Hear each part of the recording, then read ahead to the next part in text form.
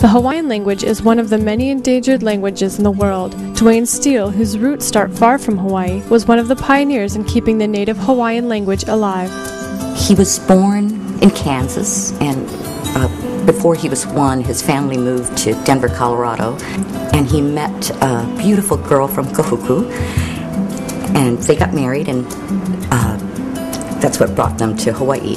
And he just loved the Hawaiians and the local people and the relaxed atmosphere, and he got very involved in music, the culture, and it caught him. Dwayne got involved in construction and quickly advanced, eventually founding one of the most successful construction companies in Hawaii, Grace Pacific. He was a wonderful businessman, very, very brilliant man, and people in the business industry have described him as being a strategist. And I think within 10 years he was able to retire, and he kept ownership, but moved on to his love, Hawaiiana. After he retired from Grace Pacific, he began taking Hawaiian language classes at the University of Hawaii.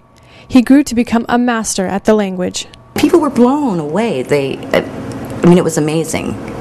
Or he'd pick up the phone here and speak to somebody, and they'd envision this Hawaiian man. And then they'd come to our house, and of course, here comes this haole guy, and it really was amazing. Steele's humanitarian heart helped publish several Hawaiian textbooks and also helped fund many Hawaiian education projects. He also funded another special project, which later went platinum on the music charts. Few people know, for instance, that he and his best friend Oz Stender, they sponsored Iz's first album that turned platinum, but they didn't want their names on it. They did a lot of things behind the scenes.